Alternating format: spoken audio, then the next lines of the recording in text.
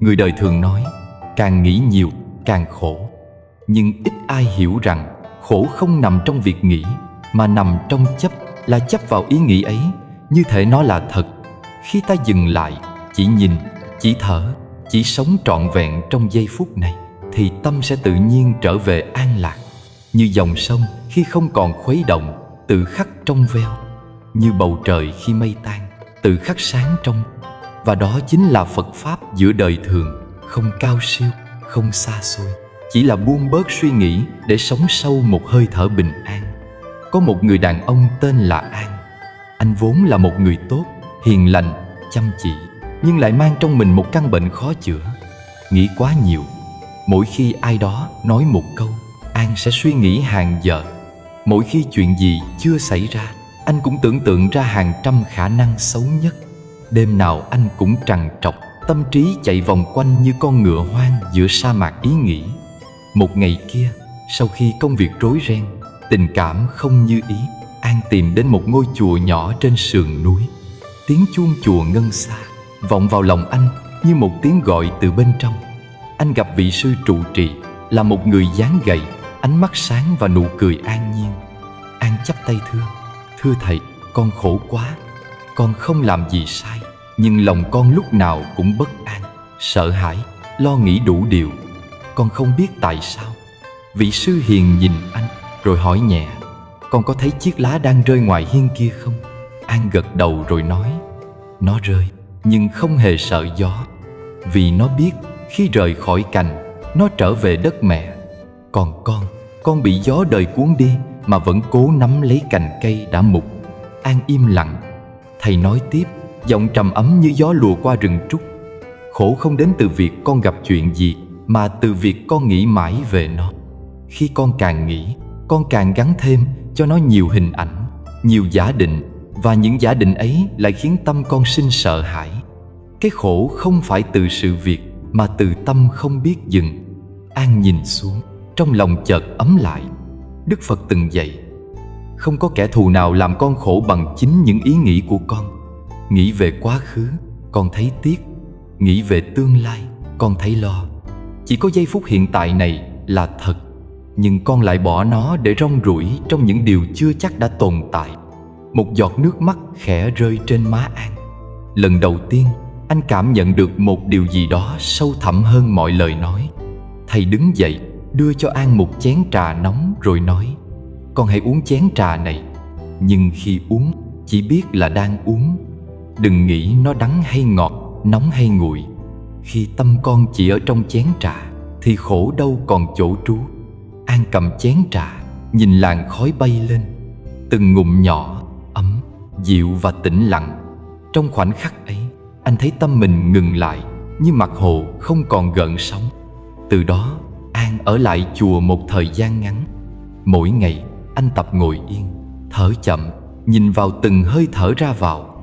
Mỗi khi ý nghĩ kéo đến, anh chỉ mỉm cười, biết nó đang đến, rồi để nó đi như đám mây trôi qua bầu trời.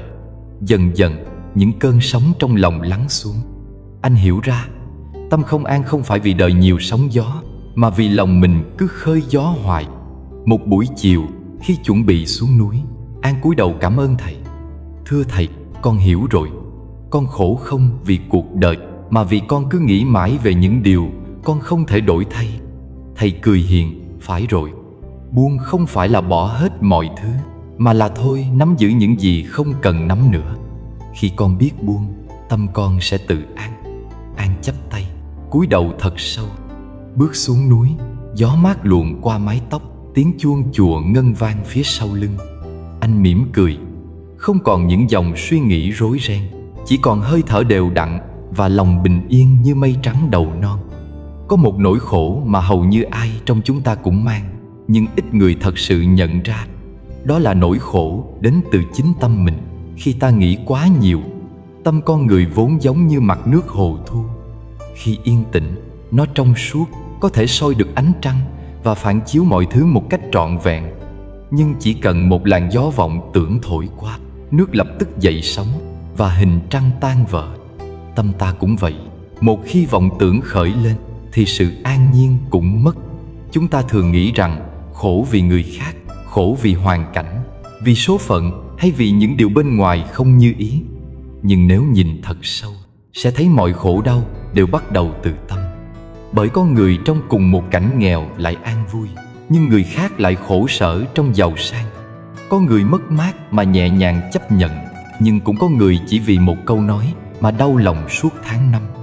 Vậy nên gốc khổ không nằm ở hoàn cảnh, mà ở cách tâm ta phản ứng với hoàn cảnh ấy. Tâm loạn chính là nguồn gốc của mọi khổ đau. Khi tâm không an, thì dù ở giữa cung vàng điện ngọc, lòng vẫn bất an. Khi tâm rối ren, thì dù ngồi giữa chùa thanh tịnh, ta vẫn nghe tiếng gió trở thành cơn bão. Đức Phật từng dạy, tâm dẫn đầu các pháp, tâm làm chủ, tâm tạo tác. Nếu ta giữ tâm trong sáng, lời nói và hành động đều thiện lành, thì đời trở nên nhẹ. Ngược lại, nếu tâm luôn đầy sợ hãi, lo toan, nghi ngờ, thì dù có đủ mọi thứ, ta vẫn thấy thiếu, vẫn thấy trống rỗng. Cái khổ của người thời nay chính là nghĩ quá nhiều. Nghĩ về điều đã qua, nghĩ về điều chưa đến, nghĩ đến cả những chuyện chưa từng xảy ra. Mỗi ý nghĩ như một cơn sóng nhỏ, dồn lại thành biển động. Một đêm mất ngủ, chẳng phải vì người ta làm điều gì tổn thương mình, mà vì ta ngồi đó, nghĩ đi nghĩ lại, chồng chất thêm hàng trăm câu hỏi, không có lời đáp. Chính những dòng suy tưởng miên man ấy làm ta mệt hơn cả một ngày lao động. Quá khứ đã qua rồi, tương lai chưa đến. Vậy mà tâm con người cứ bị kéo bởi hai đầu sợi dây ấy. Khi nhớ về quá khứ, ta hối tiếc, dằn vặt, ước chi được quay lại để làm khác đi. Khi nghĩ về tương lai, ta lo lắng, sợ hãi, mong mọi việc xảy ra theo ý mình. Cứ như thế, ta sống trong những vùng thời gian không thật và đánh mất giây phút hiện tại, vốn là nơi duy nhất ta có thể sống và hạnh phúc. Đức Phật từng dạy, người biết an trú trong giây phút này, người ấy đã vượt khỏi khổ đau. An trú trong hiện tại không có nghĩa là thờ ơ với quá khứ hay tương lai, mà là biết đặt tâm mình đúng chỗ. Quá khứ là bài học, tương lai là kết quả, còn hiện tại là nơi gieo nhân. Nếu ta sống thật trọn vẹn trong hiện tại, không để vọng tưởng chi phối, thì tự nhiên khổ không còn chỗ để sinh ra. Có người hỏi, làm sao để dừng được suy nghĩ khi đầu óc lúc nào cũng bận rộn với cơm áo, với cuộc sống, với những mối quan hệ chằng chịt? Thật ra, không ai bắt ta phải ngưng nghĩ cả. Đức Phật chưa từng bảo chúng ta dừng suy nghĩ.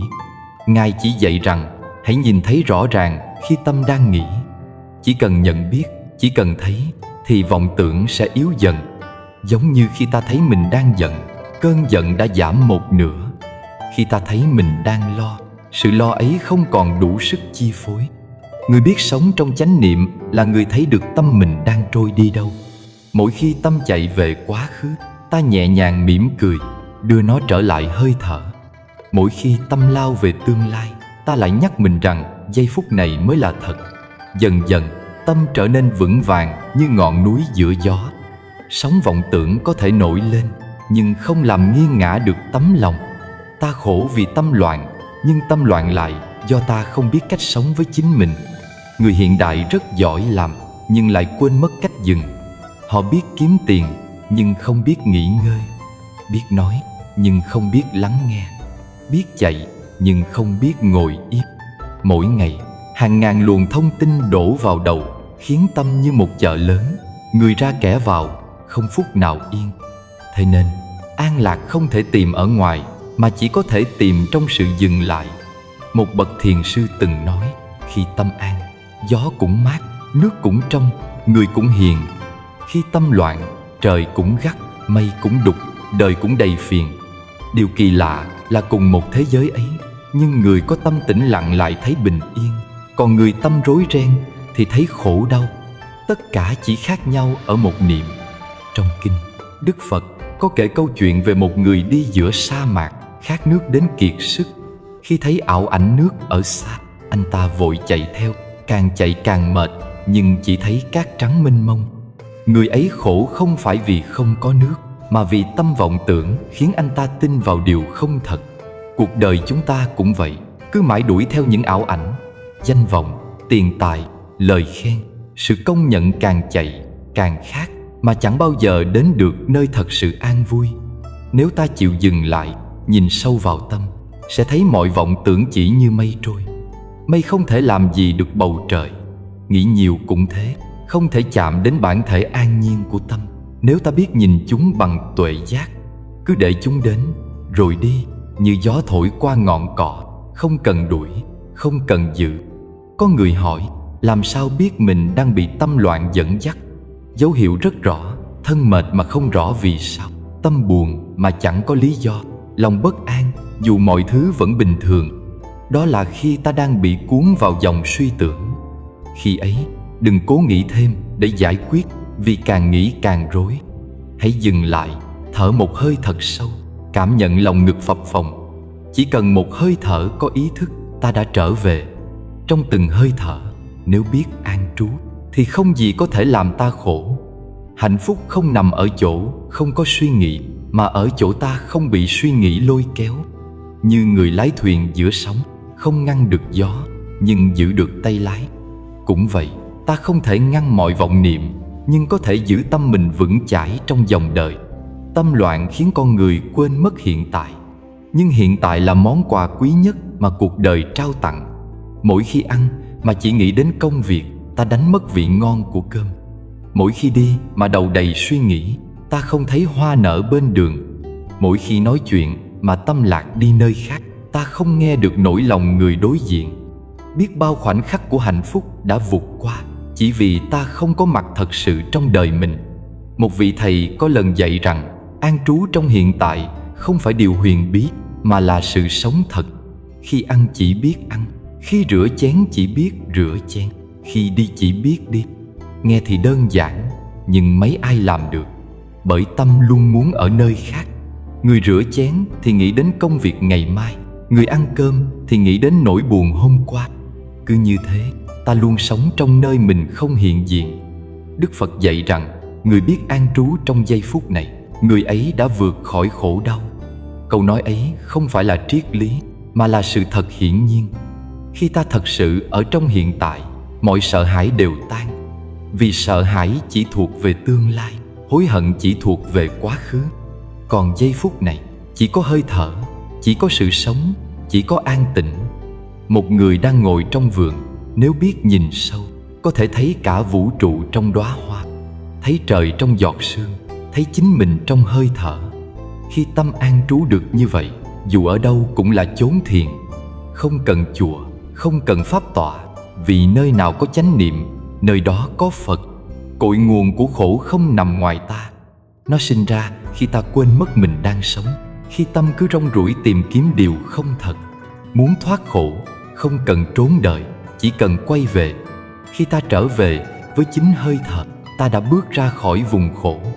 Có người tu suốt đời vẫn không thấy an, vì vẫn còn muốn tìm một nơi an hơn. Nhưng nếu nhìn kỹ, nơi an đó chỉ nằm trong một niệm biết dừng. Dừng lại, thở, mỉm cười. Như thế là đủ. Biết đủ không chỉ ở vật chất, mà còn ở tâm niệm. Một niệm biết đủ, muôn niệm bình yên. Cuối cùng, ta nhận ra rằng mọi khổ đau đều do tâm loạn mà ra.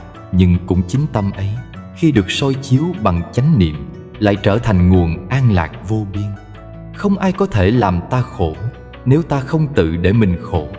Không ai có thể lấy đi bình an của ta nếu ta biết trở về với hiện tại. Trong từng nhịp thở, từng bước chân, từng ánh nhìn, nếu ta có mặt trọn vẹn thì hạnh phúc đã ở đó. Và khi ấy, mọi suy nghĩ chỉ như gió thoảng qua đồng, không còn đủ sức lay động tâm ta nữa. Vì khi tâm đã tỉnh, mọi khổ đau đều tan như sương sớm trước nắng mai. Con người thường tự hào rằng mình biết suy nghĩ, rằng chính suy nghĩ giúp ta khác muôn loài. Nhưng cũng chính vì suy nghĩ mà ta khổ. Suy nghĩ có thể giúp ta tạo nên thành tựu, nhưng cũng có thể khiến ta đánh mất an lạc. Nhiều người tưởng rằng nghĩ nhiều là dấu hiệu của trí tuệ, nhưng kỳ thực càng nghĩ nhiều, tâm càng rối và càng xa với trí tuệ chân thật. Trí tuệ không sinh ra từ dòng tư tưởng, mà từ sự tĩnh lặng nhìn sâu của tâm. Giữa nghĩ và quán chiếu có một ranh giới mong manh, nhưng khác nhau như nước đục và nước trong. Nghĩ là để tìm lời giải cho một vấn đề, còn quán chiếu là để thấy bản chất của vấn đề ấy. Nghĩ là hoạt động của não, quán chiếu là sự soi sáng của tâm. Người chỉ biết nghĩ sẽ dễ lạc vào vòng luẩn của lo toan và sợ hãi. Còn người biết quán chiếu thì dù giữa rối ren vẫn thấy rõ đường đi. Suy nghĩ là phản ứng của thói quen. Khi điều gì xảy ra, ta lập tức phân tích, so đo, phán xét. Tâm lập trình sẵn cho mọi tình huống, nên cứ gặp chuyện là bật máy chạy. Càng nghĩ, càng lo, càng lo, càng nghĩ. Dòng tư tưởng nối tiếp như những con sóng không ngừng. Nhưng quán chiếu thì khác. Quán chiếu là khi ta dừng lại để nhìn, không vội phản ứng, không thêm bớt, không phán xét, chỉ nhìn sâu để thấy. Khi thấy thật rõ, tự nhiên hiểu. Hiểu không phải từ ý nghĩ, mà từ trí tuệ bên trong. Có một câu chuyện nhỏ về một người học trò đến gặp thiền sư, nói rằng tâm con rối lắm, càng suy nghĩ càng không hiểu được lời thầy dạy. Thiền sư mỉm cười, rót nước vào tách cho đến khi nước tràn ra ngoài. Người học trò hốt hoảng nói: "Thầy ơi, tràn rồi." Thiền sư bảo: "Tâm con cũng vậy, đầy ắp những suy nghĩ, làm sao ta có thể rót vào đó trí tuệ? Muốn thấy được sự thật, trước hết phải dừng lại, để nước trong tách lắng xuống." Tâm con người cũng như hồ nước. Khi hồ yên, mặt nước trong, trăng có thể soi mình xuống. Nhưng nếu nước đục, trăng có sáng mấy cũng không thể thấy. Trí tuệ là ánh trăng, còn tâm ta là mặt hồ. Khi tâm đầy vọng tưởng, đầy lo toan, đầy suy tính, thì chân lý bị che mờ. Chỉ khi tâm lặng, sự thật mới tự hiện ra. Ta không cần cố tìm chân lý, vì chân lý chưa bao giờ rời khỏi ta. Chỉ cần để bụi lắng, ánh sáng sẽ tự chiếu. Người đời hay nhầm lẫn giữa thông minh và trí tuệ. Thông minh thuộc về đầu óc, trí tuệ thuộc về tâm. Thông minh có thể giúp ta giải được bài toán, nhưng trí tuệ mới giúp ta giải được khổ đau. Thông minh khiến ta thắng người khác, còn trí tuệ khiến ta thắng chính mình. Một người thông minh có thể giỏi nói, giỏi phân tích, nhưng vẫn khổ. Một người trí tuệ có thể im lặng, nhưng an vui. Khi ta chỉ sống bằng suy nghĩ, ta sống trong vùng của đối đãi. Tốt hay xấu, đúng hay sai, được hay mất, thành hay bại. Càng phân biệt, tâm càng dao động.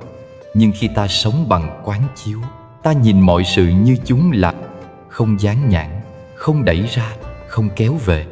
Thấy rõ bản chất vô thường của vạn pháp, ta tự nhiên buông. Trong cái buông đó, trí tuệ nảy sinh. Có khi ta ngồi hàng giờ để nghĩ cách thoát khổ, nhưng càng nghĩ lại càng khổ hơn. Bởi vì ta dùng chính cái tâm tạo khổ để tìm đường giải khổ. Giống như người đang trong bùn, càng vùng vẫy càng lún sâu. Chỉ khi chịu dừng lại, bùn mới ngừng khuấy động, và ta mới thấy mặt đất dưới chân. Đức Phật dạy, muốn qua sông, không thể cứ ôm chặt bờ bên này, phải buông tay chèo sang bờ giác. Suy nghĩ là bờ mê, còn quán chiếu là con thuyền sang bên kia. Suy nghĩ thường đi kèm với vọng tưởng. Khi tâm chưa tịnh, mỗi ý nghĩ sinh ra lại kéo theo hàng trăm ý nghĩ khác. Người lo lắng cho tương lai tưởng rằng mình đang chuẩn bị, nhưng thật ra là đang dệt thêm sợi khổ. Người hối tiếc chuyện cũ tưởng rằng đang rút kinh nghiệm, nhưng thật ra là đang tự trói mình. Trong khi đó, người quán chiếu không cố tìm câu trả lời, chỉ nhìn sâu vào bản chất của khổ để thấy gốc rễ. Khi thấy được nguyên nhân, khổ tự tan. Một người mẹ mất con, đau đớn khôn nguôi. Bà đến gặp Đức Phật, xin Ngài cứu con mình sống lại. Đức Phật nói, hãy mang đến cho ta một hạt cải lấy từ nhà nào chưa từng có người chết. Người mẹ đi khắp làng, không tìm được nhà nào như vậy. Cuối cùng, bà trở lại, khóc mà mỉm cười. Con bà không sống lại, nhưng tâm bà đã tỉnh. Bà thấy ra rằng sinh tử là quy luật, không ai tránh được. Đó chính là quán chiếu. Không phải nghĩ để tìm cách vượt qua, mà là nhìn sâu để hiểu. Khi hiểu, đau khổ biến thành trí tuệ. Có nhiều người học Phật, nhưng vẫn bị vọng tưởng lôi kéo. Họ đọc kinh, nghe Pháp, rồi cố gắng dùng lý luận để phân tích. Nhưng đạo không nằm trong lời, mà nằm trong sự sống thật. Người nghe nhiều mà không quán chiếu thì giống như người đọc về nước mà không bao giờ uống nước. Họ có kiến thức nhưng không có sự thấm. Người quán chiếu thì khác. Chỉ cần một câu, một lời cũng đủ khiến họ ngộ ra. Bởi tâm họ đã tỉnh như mặt hồ. Khi ta quán chiếu, ta không nghĩ về Pháp mà sống trong Pháp. Ví như ta quán vô thường, không phải để nhớ rằng đời vô thường, mà để thật sự thấy mọi thứ đang thay đổi trong từng hơi thở. Thấy lá rơi, thấy tóc bạc, thấy cơn giận đến rồi đi, ta nhận ra chẳng có gì đáng để chấp. Khi ấy tâm nhẹ, trí tuệ nảy nở. Một thiền sư từng nói, trí tuệ không sinh ra trong ồn ào, mà trong lặng lẽ, giống như tiếng đàn chỉ vang lên khi dây được căng vừa đủ. Nếu quá căng, nó đứt; nếu quá trùng, nó câm. Tâm cũng vậy, phải vừa lặng vừa tĩnh thì trí mới hiện. Khi tâm bị chi phối bởi vọng tưởng thì dù cố tìm vẫn không thấy đường. Nhưng khi ta thả lỏng để mọi thứ tự nhiên thì điều cần thấy sẽ tự hiện ra. Suy nghĩ có thể là ngọn đèn, nhưng trí tuệ là mặt trời. Ánh đèn chỉ chiếu được trong phạm vi hẹp, còn mặt trời làm sáng cả thế gian. Người dựa vào suy nghĩ thì nhìn thấy từng phần, từng mảnh, nên dễ sai lầm. Người có trí tuệ thì thấy toàn thể, nên không còn sợ hãi. Đôi khi ta nghĩ rằng nếu không suy nghĩ, ta sẽ ngu dốt, sẽ thụ động. Nhưng đó là nỗi sợ của bản ngã. Thật ra, khi tâm tĩnh lặng, ta sáng suốt hơn bao giờ hết. Trong sự lặng, có thấy, có biết, có hiểu. Khi không bị lôi kéo bởi vọng tưởng, trí tuệ tự nhiên chiếu soi. Cũng như khi nước trong, không cần cố soi, hình trăng vẫn hiện. Một người đi trong rừng tối, cầm cây đuốc nhỏ, chỉ thấy quanh mình vài bước. Nhưng khi bình minh lên, ánh sáng mặt trời bao phủ, người ấy không còn cần đuốc nữa. Đó chính là sự khác biệt giữa suy nghĩ và quán chiếu. Suy nghĩ là ánh đuốc, quán chiếu là bình minh. Khi trí tuệ sáng, mọi khổ đau tự tan. Hãy thử ngồi yên một lát, không cần xua đuổi suy nghĩ, chỉ quan sát chúng đi qua. Ban đầu sẽ thấy tâm như bầy ong, lao xao không dừng. Nhưng cứ kiên nhẫn nhìn, từng ý nghĩ sẽ tự yếu đi, rồi tan biến. Trong khoảng trống ấy, một sự an lành lan tỏa. Đó không phải là sự trống rỗng, mà là nền tảng của trí tuệ. Người biết quán chiếu không sợ khổ, vì họ thấy khổ là thầy. Mỗi nỗi khổ đều dạy ta điều gì đó. Khi bị người chê, ta quán chiếu để thấy trong đó là cơ hội nhìn lại bản thân. Khi mất mát, ta quán chiếu để thấy bản chất của vô thường. Khi lo lắng, ta quán chiếu để nhận ra mình đang bám vào điều không thật. Trong sự nhìn ấy, trí tuệ sinh khởi và khổ tự rơi. Nghĩ là cố gắng nắm bắt, quán chiếu là buông ra để thấy. Nghĩ hướng ra ngoài, quán chiếu quay vào trong. Nghĩ tạo sóng, quán chiếu làm lắng. Nghĩ là nỗ lực, quán chiếu là an trú. Khi hiểu được điều này, ta không còn đánh giá cao việc nghĩ nhiều nữa, mà bắt đầu học cách nhìn sâu. Hồ nước đục không thể soi trăng, cũng như tâm loạn không thể thấy chân lý. Nhưng không cần cố làm trong, chỉ cần để lắng.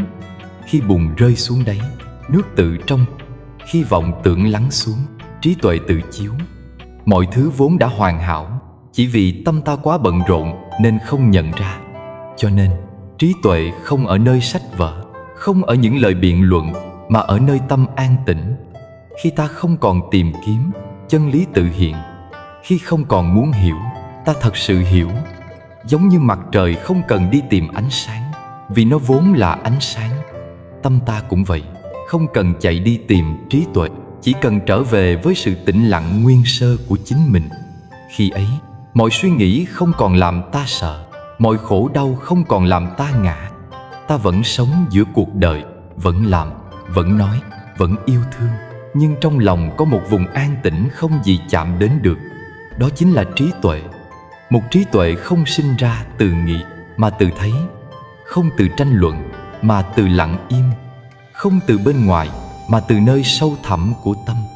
Và khi ấy, ta hiểu rằng người trí không phải là người biết nhiều, mà là người biết dừng.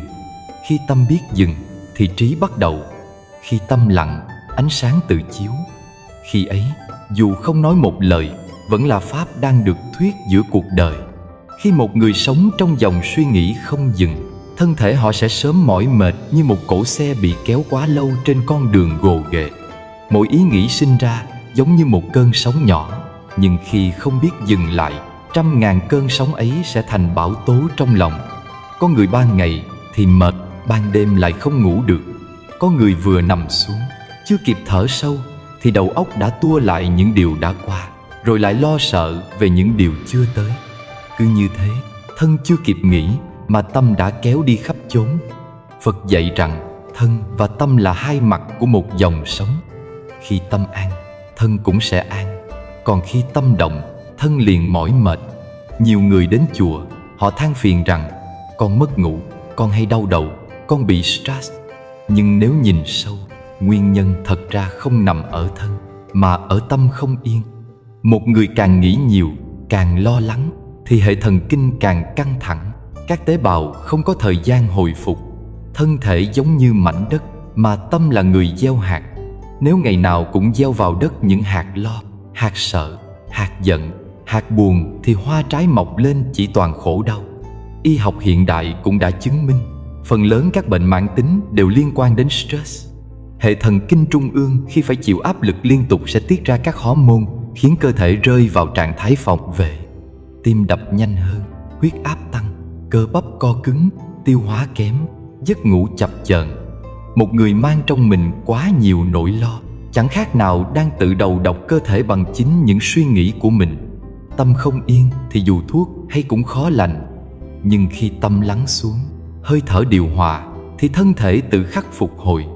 Đó chính là lý do mà Phật dạy: tâm an thì thân an thì đời an. Có một người phụ nữ từng đến hỏi một vị thiền sư rằng: con thường xuyên đau đầu, mất ngủ, bác sĩ bảo con bị rối loạn lo âu, con uống thuốc hoài mà vẫn không khỏi. Thiền sư chỉ mỉm cười và hỏi: mỗi ngày con nghĩ bao nhiêu điều không cần thiết? Người phụ nữ im lặng rồi cúi đầu. Vị sư lại nói: khi con học cách dừng lại, bệnh con sẽ nhẹ đi. Con không cần cố gắng ngừng nghỉ, chỉ cần thấy rõ mình đang nghĩ, rồi mỉm cười với nó. Tâm con sẽ tự lắng như nước sau cơn mưa. Thật ra, thân thể con người rất trung thực. Nó không biết nói dối. Khi ta vui, nó thả lỏng. Khi ta lo, nó căng ra. Khi ta sân giận, hơi thở nóng lên, mặt đỏ, tim đập mạnh.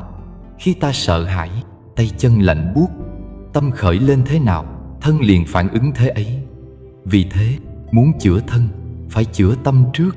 Người xưa nói bệnh từ tâm sinh, cũng từ tâm mà diệt.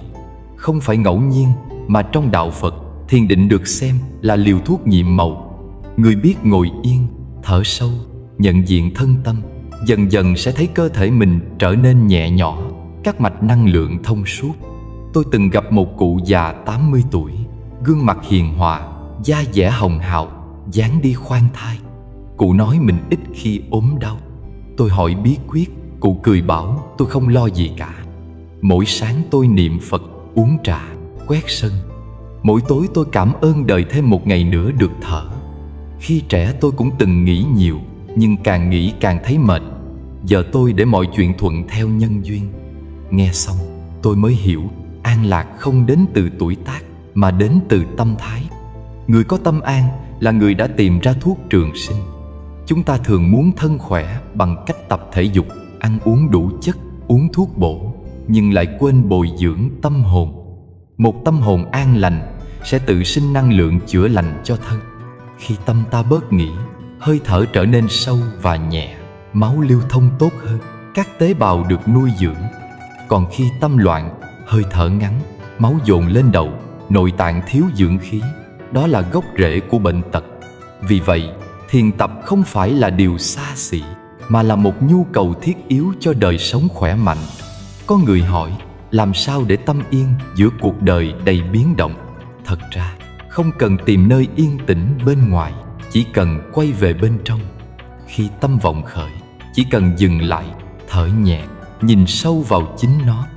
Giống như khi thấy mặt hồ nổi sóng, ta không cần khuấy thêm nước, chỉ cần đợi.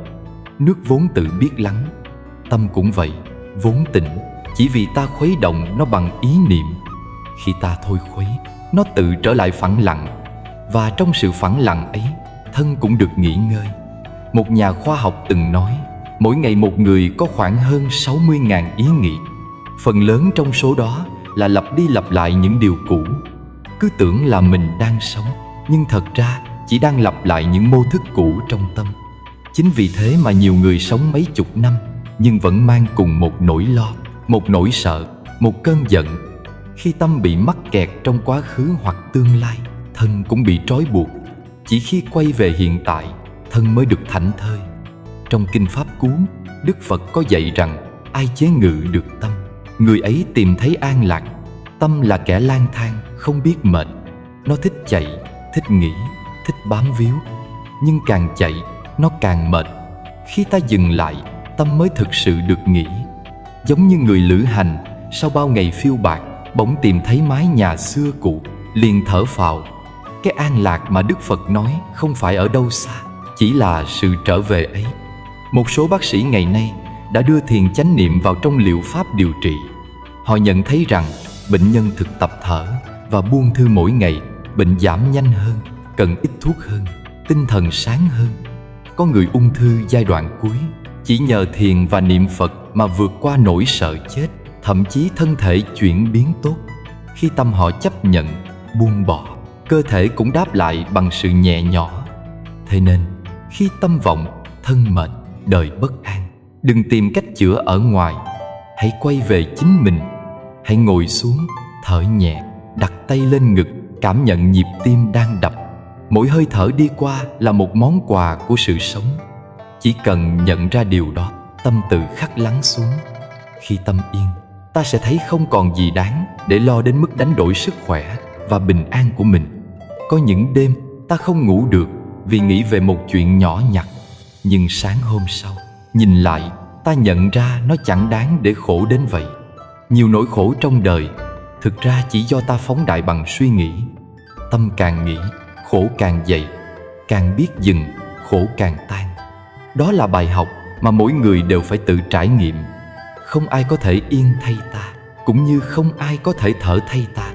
Một thiền sư từng nói, muốn biết tâm mình có an không, hãy nhìn thân. Thân mệt, nghĩa là tâm đang đầy vọng niệm. Hãy trở về với hơi thở. Thở sâu, biết mình đang thở. Thở ra, mỉm cười. Mỗi hơi thở là một phép rửa cho tâm hồn. Nếu làm được điều ấy mỗi ngày, chẳng cần tìm an lạc ở đâu, ta cũng thấy thân nhẹ, lòng yên, đời an. Và khi tâm đã an rồi, cuộc sống sẽ tự trở nên dịu dàng. Không cần cố gắng nhiều, chỉ cần giữ lòng tĩnh như mặt hồ thu. Soi xuống, ta sẽ thấy ánh trăng của trí tuệ hiện lên. Lúc ấy, thân khỏe, tâm lành và mọi khổ đau đều tan biến như sương sớm dưới ánh mặt trời. Chánh niệm giống như ánh sáng của ngọn đèn đặt trong căn phòng tối. Khi ánh sáng được thắp lên, bóng tối tự nhiên tan đi. Cũng vậy, khi ta thực tập chánh niệm, những vọng niệm trong tâm không cần phải xua đuổi, chúng tự khắc lắng xuống.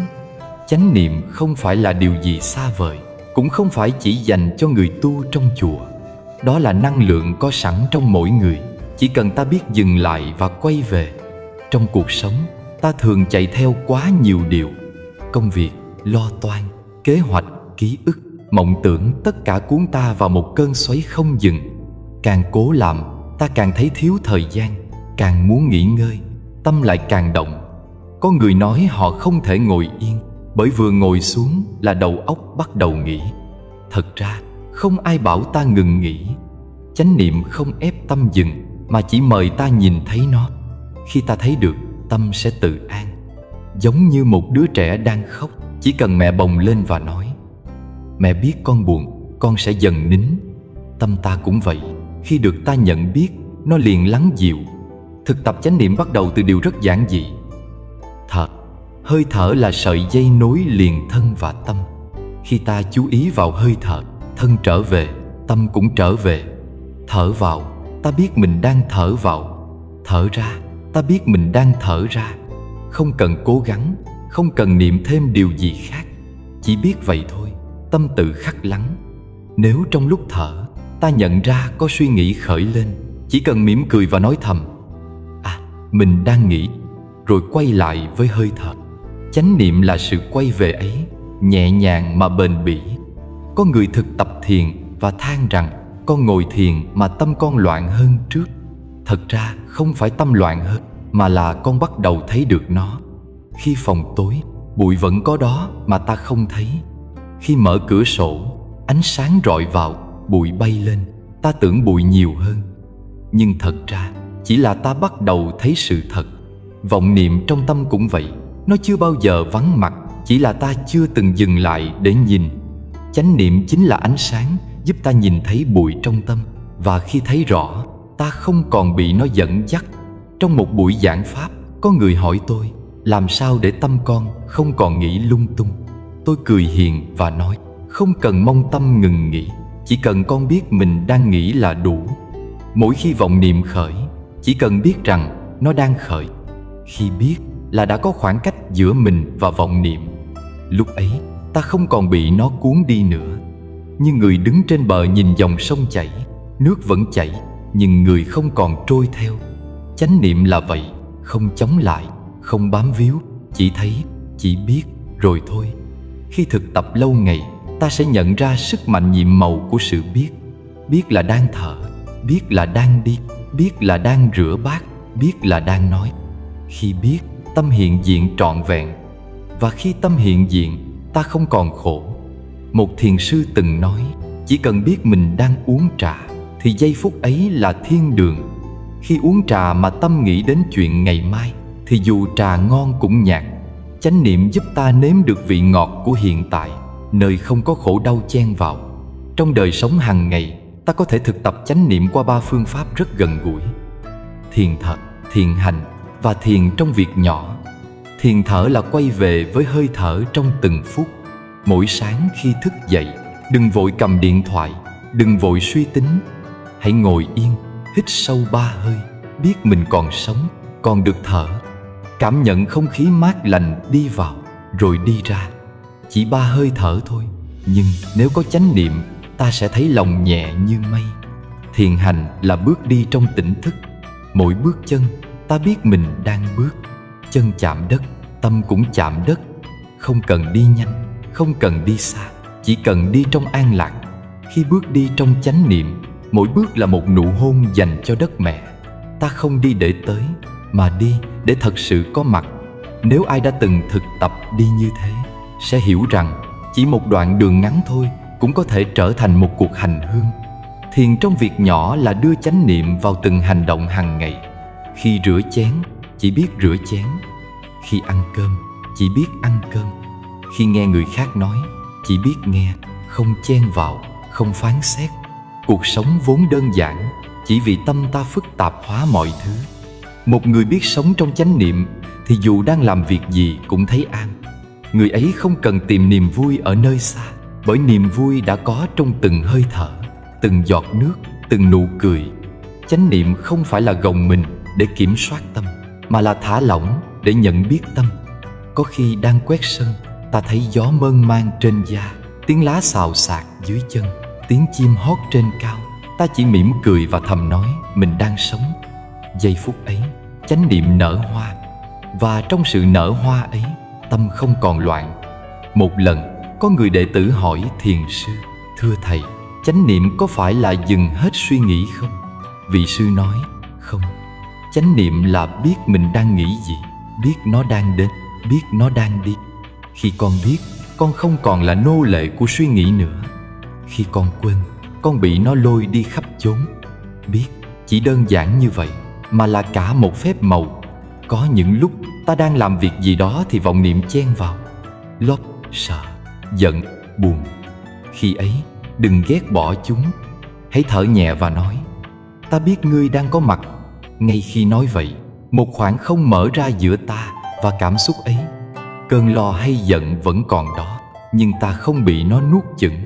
Như đứng giữa biển mà biết bơi, sóng vẫn có, nhưng ta không chìm. Thực tập chánh niệm lâu ngày, ta sẽ thấy kỳ diệu. Những điều từng khiến ta bực bội, giờ lại khiến ta mỉm cười. Những nơi từng làm ta mệt mỏi, giờ trở nên dịu dàng. Không phải thế giới đổi thay, mà vì tâm ta đổi thay. Tâm không còn loạn, thì mọi cảnh đều bình. Khi ấy, ta không cần đi tìm bình an nữa, bởi bình an đã ở trong từng hơi thở của chính mình. Hãy nhớ rằng, chánh niệm không có giới hạn. Nó không chỉ ở trên thiền đường, mà ở khắp nơi. Trong chợ, trên xe buýt, giữa đêm mất ngủ, giữa một cơn mưa bất chợt, ta vẫn có thể thực tập. Chỉ cần nhớ thở, nhớ quay về. Một hơi thở biết mình đang thở, đã đủ để nối lại sợi dây giữa thân và tâm. Phật dạy tâm con người giống như hồ nước. Khi gió vọng tưởng thổi, nước đục, mặt hồ không soi được trăng. Khi gió dừng, nước trong, trăng hiện.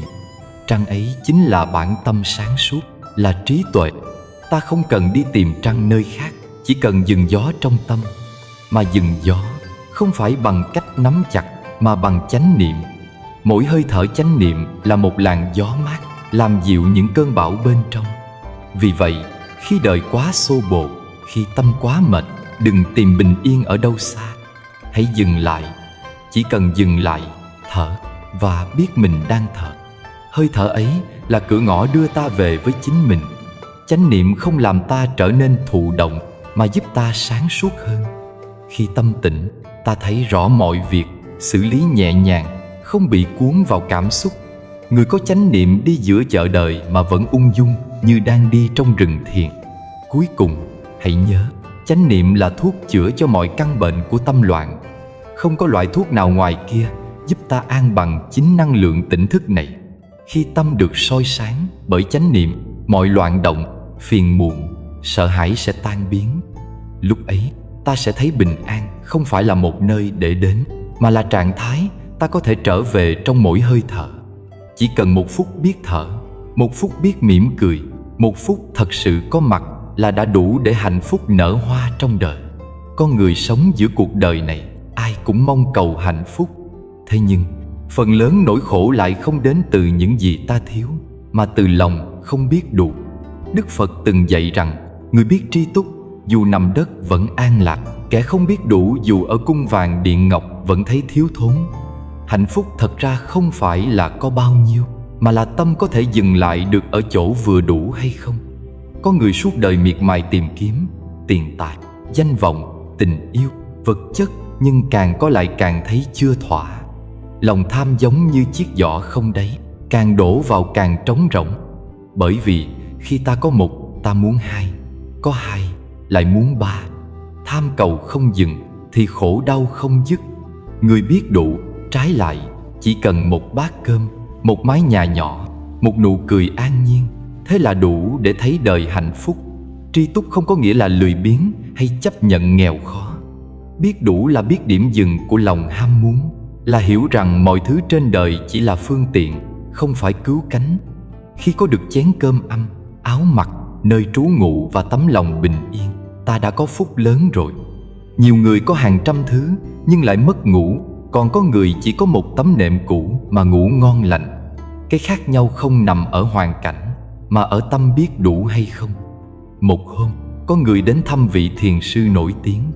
Thấy căn thất chỉ vỏn vẹn một chiếc bát, một cây gậy và tấm áo cũ, người ấy ngạc nhiên hỏi: sư sống đơn sơ vậy, chẳng buồn sao?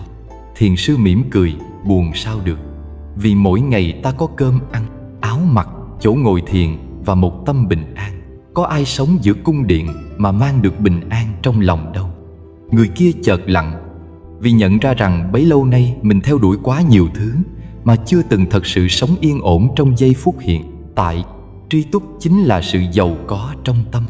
Người có trí không đong đếm bằng của cải, mà nhìn bằng ánh sáng của tâm tỉnh thức. Khi lòng biết đủ, mỗi cơn gió cũng thành điều đáng quý, mỗi bữa cơm rau dưa cũng hóa tiệc an lạc. Biết đủ là nghệ thuật sống, là chìa khóa mở ra kho tàng hạnh phúc.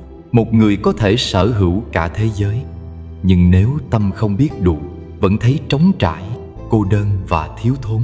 Xã hội ngày nay khiến con người dễ lầm tưởng rằng hạnh phúc phải gắn liền với sự nhiều.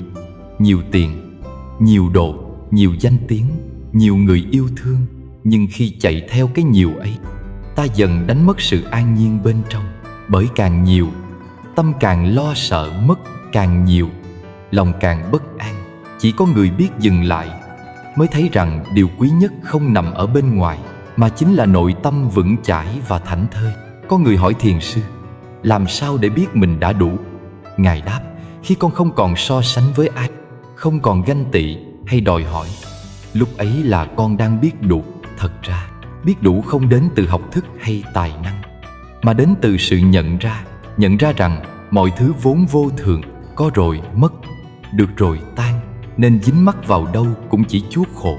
Khi hiểu rõ điều đó, tự khắc ta biết dừng lại và mỉm cười với những gì đang có. Hãy thử một lần ngồi yên, nhìn lại chính mình. Bao nhiêu năm qua, ta đã chạy đi tìm hạnh phúc ở đâu?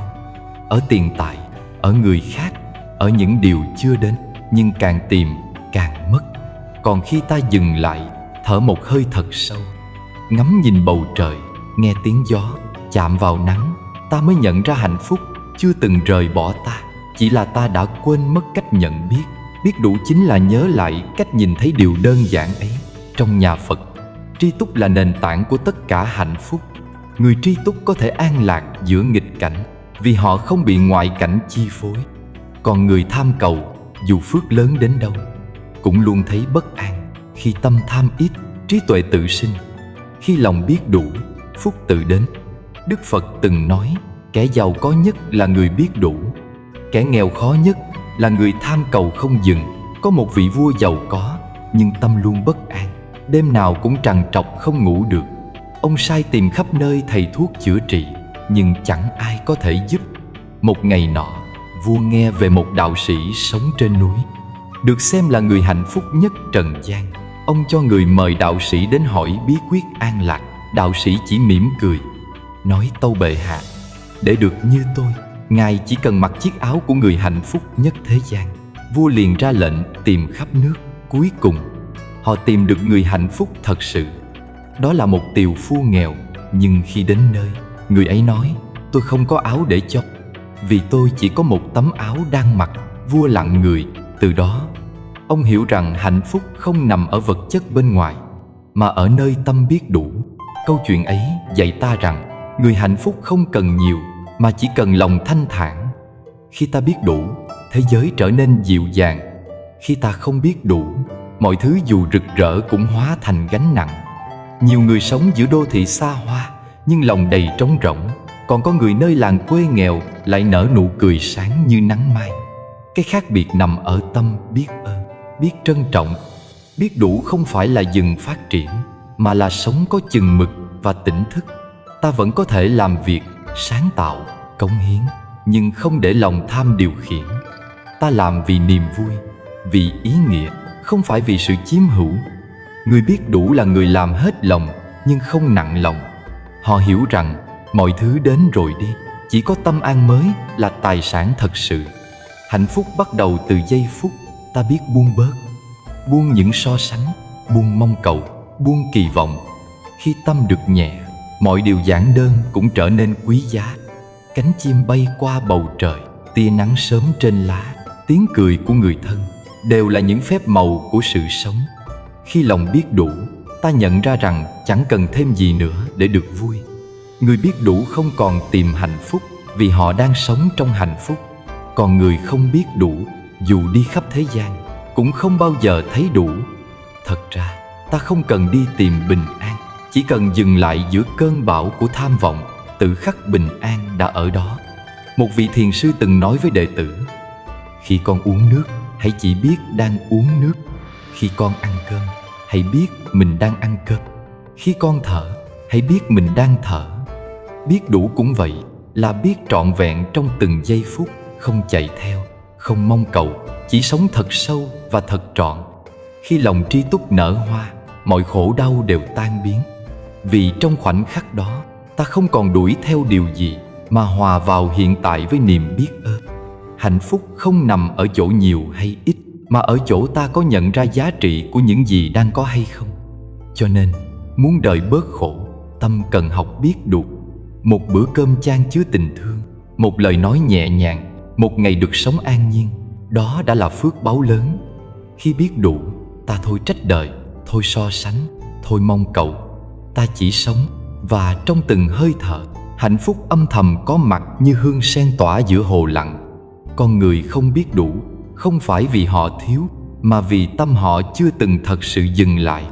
Giữa dòng đời cuộn chảy, ai cũng mang trong mình những ước muốn. Ước muốn được thành công, được yêu thương, được công nhận, được hơn người khác. Nhưng chính trong cái muốn hơn ấy, hạt giống của khổ đã bắt đầu nảy mầm.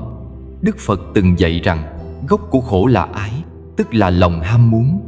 Khi một tâm tham khởi lên, bình an tan biến. Có người hỏi, vì sao chúng ta lại không biết đủ?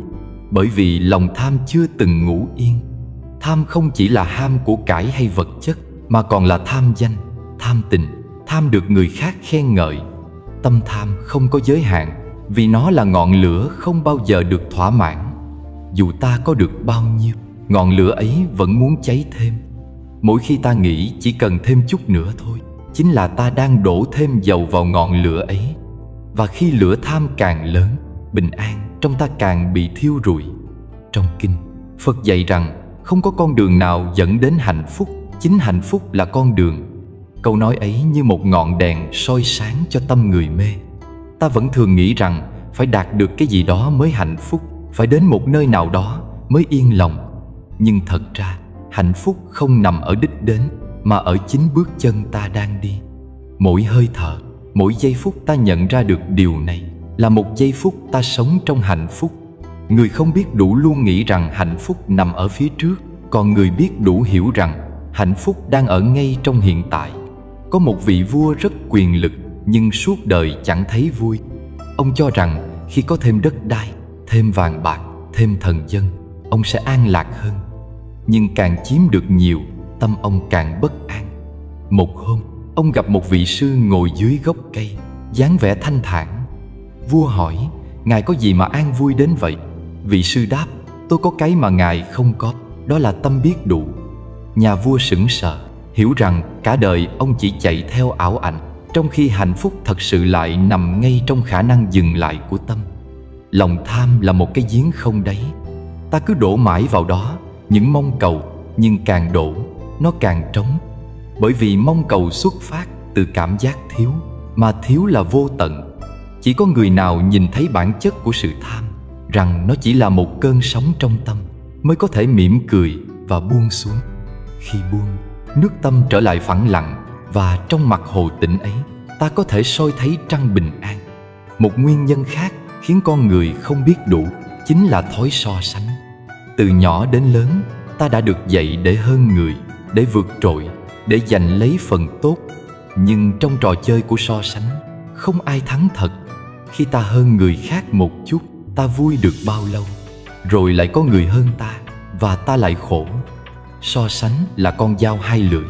Nó khiến ta sống trong sự cạnh tranh và ganh tị, mà quên mất rằng mỗi người có một con đường riêng, một nhân duyên riêng, một nghiệp riêng. Có một người học trò từng than phiền với thầy rằng, con thấy bạn bè ai cũng thành công, còn con vẫn chưa có gì. Thầy hỏi, con thấy cánh đồng lúa kia không? Học trò gật đầu. Thầy nói tiếp, hạt lúa nào cũng nảy mầm, nhưng có hạt mọc sớm, có hạt mọc muộn. Nếu con mãi nhìn hạt khác mà quên chăm cho chính mình, con sẽ héo úa mất. Học trò cúi đầu. Từ đó, cậu không còn so sánh nữa, chỉ lặng lẽ vun bồi từng ngày. Và rồi hoa trong lòng cậu nở, bình an trở về. So sánh khiến ta đánh mất hiện tại. Khi ta nhìn lên để thấy người hơn, lòng sinh ganh. Khi ta nhìn xuống để thấy người kém, lòng sinh kiêu. Cả hai đều khiến tâm bất an.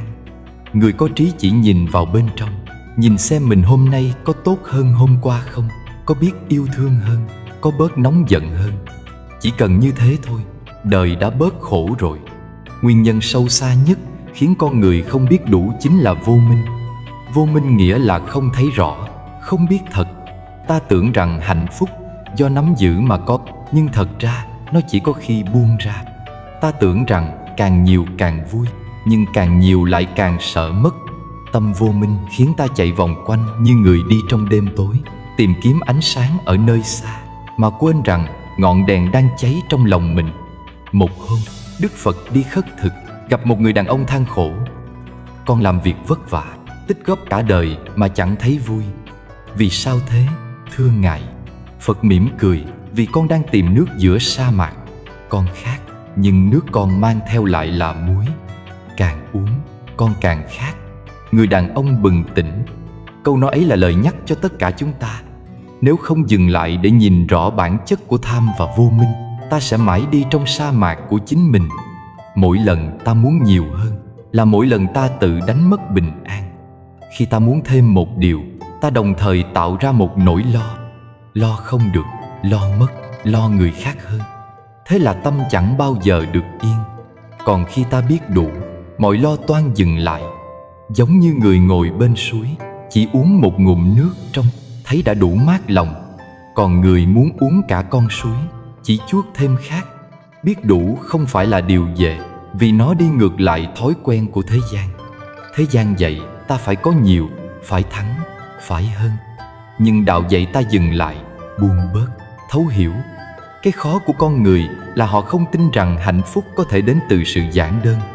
Họ nghĩ phải đi xa, phải thành tựu, phải có được điều gì đó mới gọi là đáng sống. Nhưng thật ra, một đời sống giản dị, biết tri ân, biết tri túc mới là nền tảng của an lạc thật sự. Một nhà hiền triết từng nói, người nghèo không phải là người có ít, mà là người muốn nhiều. Khi ta hiểu sâu lời này, lòng tự khắc nhẹ lại.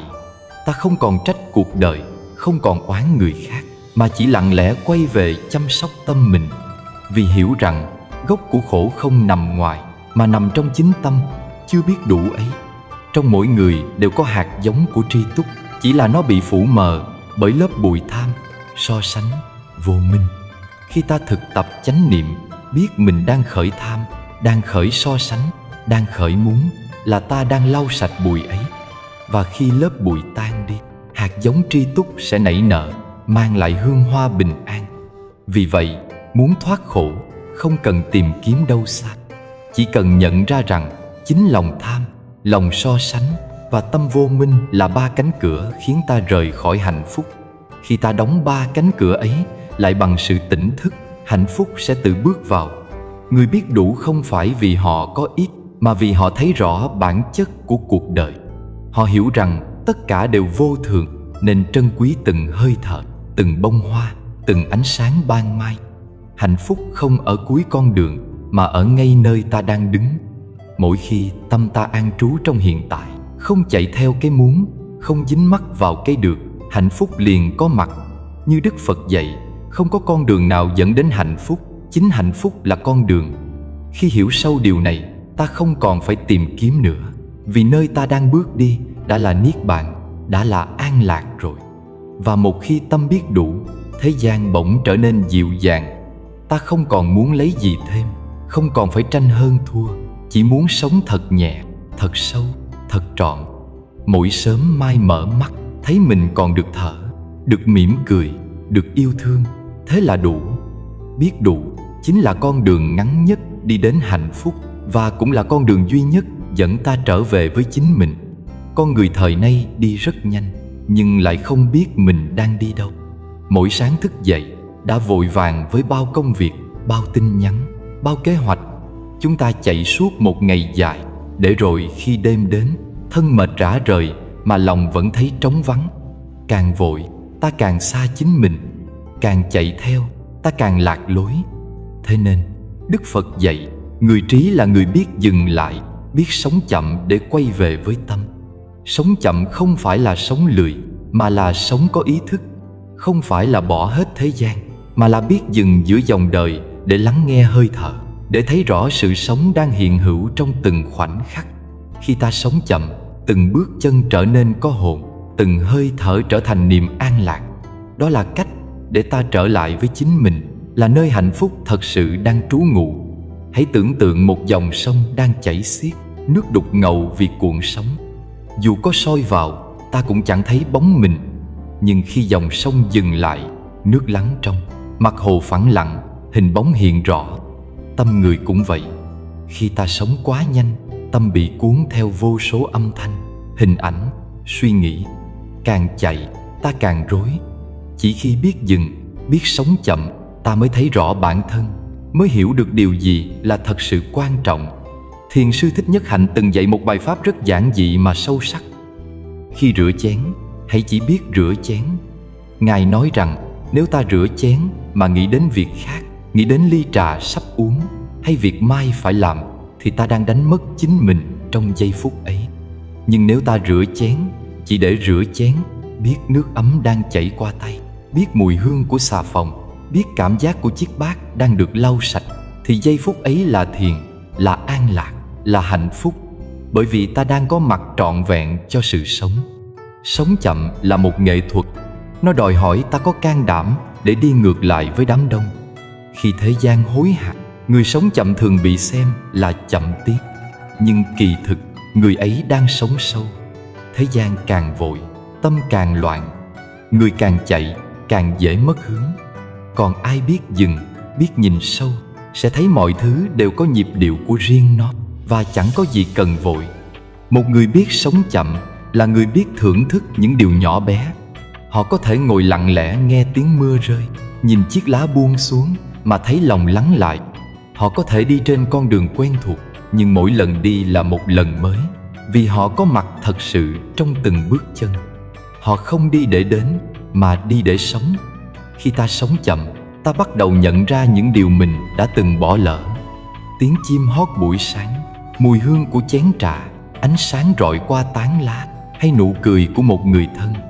Những điều ấy vẫn ở đó, vẫn dịu dàng như thế. Chỉ là ta đã quá bận để nhận ra. Sống chậm không thêm gì vào cuộc đời, nhưng nó giúp ta thật sự sống. Một người sống vội có thể đi xa, nhưng người sống chậm mới có thể đi sâu. Bởi vì sống chậm là nhìn thấy từng lớp của đời sống, thấy nỗi đau, thấy niềm vui, thấy sự thay đổi trong từng hơi thở. Khi đi nhanh, ta chỉ lướt qua. Khi sống chậm, ta thấu hiểu. Và chính trong sự thấu hiểu đó, lòng từ bi được nuôi lớn. Trong kinh có kể, một hôm Đức Phật cùng các đệ tử đi khất thực. Ngài đi từng bước nhẹ nhàng, thảnh thơi, như thể mỗi bước là một đóa hoa nở. Một vị tỳ kheo hỏi: Bạch Thế Tôn, chúng ta có thể đi nhanh hơn để đến làng sớm hơn được không? Phật mỉm cười: Nếu ta chỉ nghĩ đến nơi, ta sẽ bỏ lỡ từng bước chân trên đường đi. Mà chính con đường này, chứ không phải đích đến, mới là sự sống. Câu nói ấy là tinh túy của sống chậm, là sống trọn trong từng bước đi, từng hơi thở, từng sát na của hiện tại. Sống chậm là một pháp môn của chánh niệm. Khi ta uống nước, biết mình đang uống nước. Khi ta ăn cơm, biết mình đang ăn cơm. Khi ta nghe người khác nói, biết mình đang lắng nghe. Chỉ vậy thôi mà sâu sắc vô cùng. Vì khi tâm có mặt thật sự, ta không còn bị quá khứ lôi kéo hay tương lai chi phối. Tâm không còn rong ruổi, thì khổ đau cũng tan. Thời đại này khiến người ta dễ bị cuốn vào những thứ bề ngoài. Mạng xã hội khiến ta so sánh, công việc khiến ta vội vàng, truyền thông khiến ta luôn muốn nhiều hơn. Ta quên mất rằng sống chậm không phải là bỏ lại thế giới, mà là bước ra khỏi cơn lốc của nó. Khi ta sống chậm, ta không bị thế gian kéo đi, mà có thể đứng vững giữa đời với tâm an tĩnh và ánh mắt từ bi. Có những người nói rằng họ không thể sống chậm vì thời gian không cho phép. Nhưng thật ra, sống chậm không cần thêm thời gian, chỉ cần thêm ý thức. Dù chỉ một phút hít thở trong chánh niệm, dù chỉ một lần ăn cơm trong yên lặng, dù chỉ một buổi chiều ngồi nhìn mây bay, tất cả đều là những giây phút trở về. Và trong mỗi lần trở về ấy, ta gặp lại chính mình, là người đã bị lạc trong dòng chảy hối hả bấy lâu. Thiền sư Thích Nhất Hạnh từng nói, mỗi bước chân chánh niệm là một nụ hôn gửi xuống đất mẹ. Mỗi hơi thở có ý thức là một phép lạ. Thật vậy, chỉ cần thở trong tỉnh thức, ta đã bước vào cõi an lạc. Bởi hạnh phúc không nằm ở điều gì xa xôi, mà ở ngay hơi thở đang vào ra, ở bước chân đang đặt trên mặt đất này. Khi ta sống chậm, ta không còn muốn kiểm soát mọi thứ.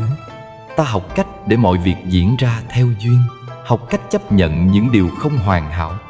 Và kỳ lạ thay, khi ta không còn muốn sửa đời, đời lại trở nên nhẹ nhàng hơn. Bởi vì tâm ta đã mềm mại, đã biết mỉm cười trước mỗi đổi thay. Người sống chậm biết rằng không có việc gì quan trọng bằng việc giữ tâm an. Dù đang làm việc, dù đang chăm con, dù đang đối diện khó khăn, họ vẫn giữ được nhịp thở đều đặn và một nụ cười hiền.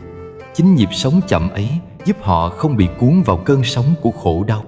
Sống chậm cũng là một cách yêu thương. Khi ta sống chậm, ta có thời gian để thật sự nhìn vào người khác, để lắng nghe, để cảm thâm. Ta không còn nói vội, không còn phán xét vội.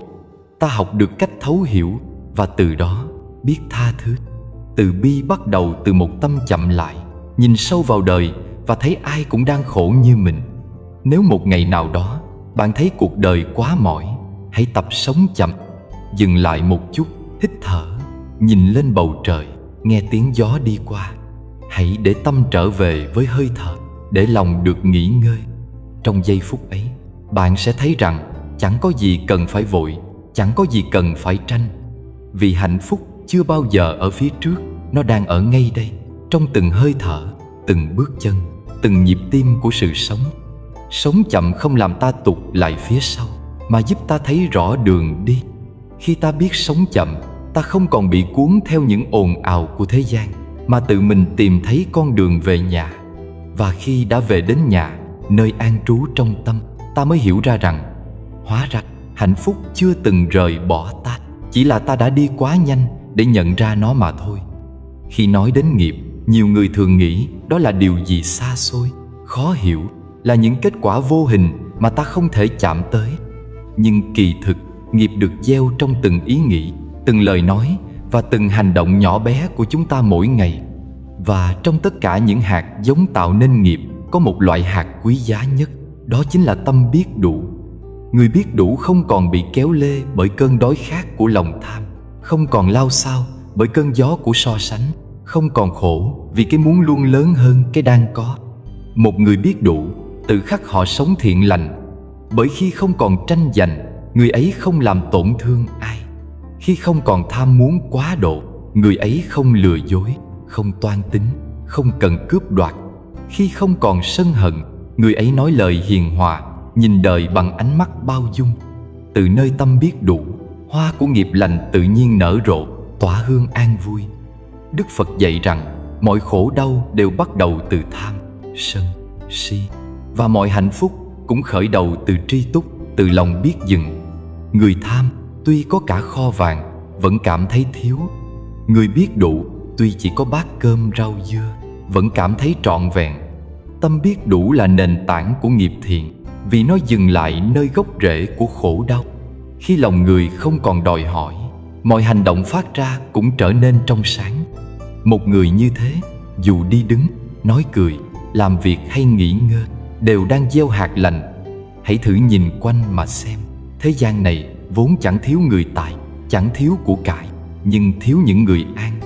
Người ta chạy đua nhau từ vị trí này đến danh lợi khác, mà quên mất rằng đích đến không nằm ở bên ngoài, mà ở ngay trong lòng mình. Có người làm việc cả đời, tích góp tiền của, nhưng khi nhắm mắt vẫn chưa một lần cảm thấy đủ. Bởi cái tâm tham kia chưa từng được lắng dịu, nó luôn đòi thêm một chút nữa. Và chính điều đó tạo nên nghiệp luân hồi không dứt. Tâm biết đủ là tâm đã dừng, mà dừng lại chính là điều kiện của trí tuệ. Khi ta biết dừng, ta bắt đầu thấy rõ mọi nguyên nhân và hệ quả trong cuộc sống. Ta biết rằng làm điều thiện sẽ sinh quả lành, nói lời ác sẽ sinh nghiệp xấu. Người biết đủ không cần phải được dạy nhiều về luật nhân quả, vì họ đã sống trong nhân quả hàng ngày. Khi lòng bình an, họ chọn điều thiện không vì sợ tội, mà vì thấy đó là điều đẹp. Họ nói lời hiền lành không vì sợ bị trả giá, mà vì lòng họ đầy thương yêu. Tâm biết đủ giống như mặt hồ tĩnh lặng. Khi mặt nước trong, ánh trăng trí tuệ có thể soi rọi. Khi tâm phẳng lặng, mọi hành động của ta trở nên sáng suốt. Còn khi lòng luôn khát cầu, nước bị khuấy đục, bóng trăng vỡ nát, ta chẳng còn thấy được chân lý. Thế nên, chỉ cần biết đủ, ta đã tự cứu mình ra khỏi biển khổ. Một người biết đủ không dễ bị ngoại cảnh lay động. Dù ở nhà tranh hay cung điện, họ vẫn giữ được sự thảnh thơi trong tâm. Dù gặp người khen hay chê, họ vẫn mỉm cười, vì họ không cần chứng minh điều gì. Họ không chạy theo người khác, không đua chen với đời, vì hiểu rằng mỗi người có con đường riêng. Sự đủ đầy thật sự không đến từ vật chất, mà từ cảm nhận của tâm. Trong giáo lý nhà Phật, nghiệp không phải là thứ trừng phạt, mà là sự phản chiếu tự nhiên của tâm thức. Khi tâm an, nghiệp thiện sinh. Khi tâm loạn, nghiệp xấu khởi. Vì vậy, tâm biết đủ không chỉ mang lại bình an cho hiện tại, mà còn gieo trồng phước lành cho tương lai. Người biết đủ không chỉ hưởng an vui đời này, mà còn mở ra con đường tươi sáng trong đời sau. Có lần, một người hỏi vị thiền sư: "Thưa thầy, làm sao để con có được phước báu lớn?" Thiền sư mỉm cười: "Con chỉ cần biết đủ, đó là phước lớn nhất." Người kia ngạc nhiên: "Thưa thầy, con đâu có tiền bạc hay quyền lực, sao gọi là phước lớn?" Vị thiền sư nói, vì con không tham nên con không khổ. Vì con không tranh nên con không tạo nghiệp. Con có thể ngủ yên trong giấc ngủ, ăn ngon trong bữa ăn. Đó chẳng phải là phước sao? Phước không ở chỗ giàu nghèo, mà ở chỗ tâm có an hay không.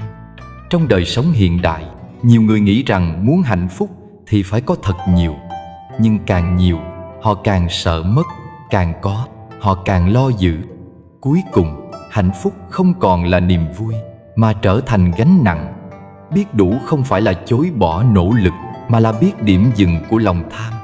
Ta vẫn làm việc, vẫn cống hiến, nhưng không bị trói buộc bởi kết quả. Ta biết rằng điều gì đến sẽ đến, điều gì đi hãy để đi. Có người sống giữa phố thị, ngày nào cũng nghe tiếng xe, tiếng người, nhưng trong lòng họ vẫn an nhiên như ngồi thiền giữa rừng sâu. Cũng có người sống ở vùng núi yên tĩnh, mà tâm lúc nào cũng cuộn sóng vì ham muốn. Thế mới thấy bình an không nằm ở nơi chốn, mà nằm trong cách ta đối diện với chính mình. Khi tâm biết đủ, ta tự khắc mở lòng ra với thế giới. Ta không còn nhìn người khác bằng ánh mắt ghen tị, mà bằng sự trân trọng. Ta không còn muốn hơn thua, mà chỉ muốn được sẻ chia. Chính từ đó, nghiệp lành lan tỏa. Một nụ cười hiền, một lời nói dịu dàng, một cái nhìn cảm thâm, tất cả đều là nghiệp thiện. Và khi nhiều người cùng sống như vậy, thế gian này tự khắc trở thành cõi tịnh độ. Đức Phật từng dạy, người có tâm tri túc, dù nằm trên đất cũng cảm thấy an vui. Người không biết đủ, dù ngồi trên ngai vàng, vẫn thấy bất an. Lời ấy không chỉ là triết lý, mà là kinh nghiệm sống ngàn đời. Chúng ta có thể không đổi được cảnh, nhưng có thể đổi được tâm. Khi tâm đổi, cảnh đổi. Khi tâm an, đời an. Vì vậy, hãy tập sống tri túc từng ngày. Sáng mở mắt, biết ơn hơi thở. Ăn bát cơm, biết ơn ruộng đồng. Gặp người, biết ơn nhân duyên.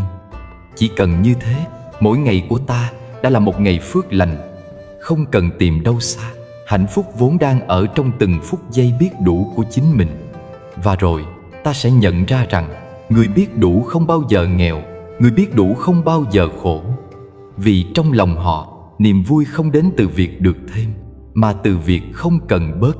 Tâm biết đủ chính là cội nguồn của nghiệp thiện, là hoa sen nở giữa bùn đời, không nhiễm, không ô, chỉ tỏa hương thanh khiết của an lạc và trí tuệ. Có những người suốt đời đi tìm hạnh phúc mà không biết rằng hạnh phúc chưa bao giờ rời họ. Họ đi hết một con đường, lại vội tìm một con đường khác.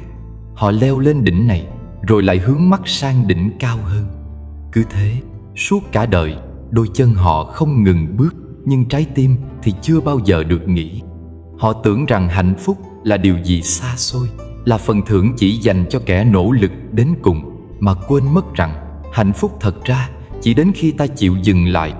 Khi dừng lại, ta mới nghe được tiếng gió chạm vào lá, tiếng chim hót trong bình minh, tiếng tim mình khẽ đập sau bao ngày vội vã.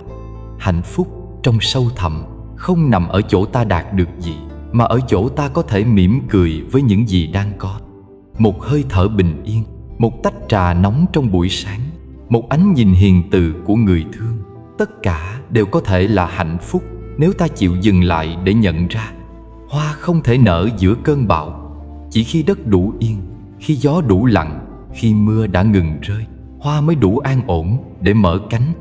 Cũng vậy, hạnh phúc không thể nở trong lòng người đang cuồng quay. Khi tâm còn đầy toan tính, ganh đua và lo sợ, thì dù sống giữa tiện nghi, ta vẫn thấy thiếu thốn. Nhưng khi tâm dừng lại, khi hơi thở được trở về, khi ta biết lặng nhìn một khoảnh khắc đời trôi, đó chính là lúc hạnh phúc nở hoa. Phật dạy rằng, người biết an trú trong hiện tại là người đã vượt qua khổ đau. Bởi khổ không nằm trong hoàn cảnh, mà nằm trong tâm không biết dừng. Có người sống giữa rừng núi, nhưng tâm họ vẫn ngổn ngang. Cũng có người sống giữa phố thị, nhưng lòng họ thảnh thơi như ngồi thiền bên suối. Chỉ cần biết dừng lại, dừng cả thân lẫn tâm, là đủ để an nhiên. Dừng lại không phải là từ bỏ cuộc sống, mà là để nhìn rõ hơn từng bước đi của chính mình. Trong mỗi hành động, ta có thể gieo hạt an lạc nếu tâm tỉnh thức. Khi ta ăn, chỉ biết ăn. Khi ta đi, chỉ biết đi. Khi ta nghe pháp, chỉ biết nghe, thì đó là dừng. Sự dừng ấy không phải là bất động, mà là sự trọn vẹn trong từng giây phút sống. Giờ đây, trong giây phút này, xin đại chúng cùng nhau thực tập 3 hơi thở an tĩnh. Hít vào thật sâu, biết rằng ta đang hít vào. Thở ra thật nhẹ, biết rằng ta đang thở ra. Hít vào, ta cảm nhận hơi thở mát lành đi vào buồng phổi. Thở ra, ta mỉm cười và buông hết mọi căng thẳng. Lần nữa, hít vào, ta biết rằng mình đang còn sống. Thở ra, ta biết rằng giây phút này thật mầu nhiệm. Trong 3 hơi thở đó, ta không cần cầu mong thêm gì nữa, vì hạnh phúc đã có mặt trọn vẹn rồi. Thật ra, mỗi hơi thở là một món quà của đất trời. Mỗi lần ta hít vào là ta được tái sinh một lần nữa. Mỗi lần ta thở ra là ta buông bỏ bớt khổ đau. Nếu ta biết dừng lại để cảm nhận điều ấy, cuộc đời tự nhiên nhẹ như mây bay. Nhưng nếu ta luôn chạy theo quá khứ và tương lai, luôn lo được mất, đúng sai, thì ta chẳng bao giờ sống được một ngày thật sự trọn vẹn. Nhiều người nói rằng họ chưa thể dừng vì còn quá nhiều việc phải lo. Nhưng thật ra, chính vì không dừng nên việc mới mãi không xong. Khi tâm loạn, ta xử lý một việc cũng thấy nặng nề. Khi tâm an, dù trăm việc cũng trở nên nhẹ. Dừng không làm ta yếu, mà giúp ta mạnh hơn, sáng hơn. Dừng không khiến ta lười biếng, mà khiến ta nhìn thấy rõ đường đi. Có một vị thiền sư từng dạy rằng, khi ta rửa chén, chỉ cần biết mình đang rửa chén. Đừng nghĩ đến việc sẽ uống trà sau khi rửa xong. Bởi nếu ta nghĩ đến việc khác, tâm ta đã rời khỏi hiện tại, và ta sẽ rửa chén trong vội vã. Còn nếu ta rửa trong chánh niệm, từng dòng nước chảy qua tay cũng trở thành niềm vui. Khi dừng lại để thật sự sống, ta thấy hạnh phúc không cần phải tìm đâu xa. Hạnh phúc không đến từ việc ta có bao nhiêu, mà từ việc ta biết dừng ở chỗ nào. Một đứa trẻ chơi trên bãi cát, chỉ cần nắm một nhúm cát nhỏ cũng có thể cười vui suốt buổi.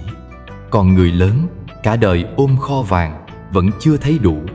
Không phải vì thế giới này thiếu hạnh phúc, mà vì tâm ta chưa biết dừng để cảm nhận nó. Hãy thử tưởng tượng một hồ nước giữa rừng. Nếu hồ bị khuấy động, bùn đất nổi lên, không còn phản chiếu được ánh trăng.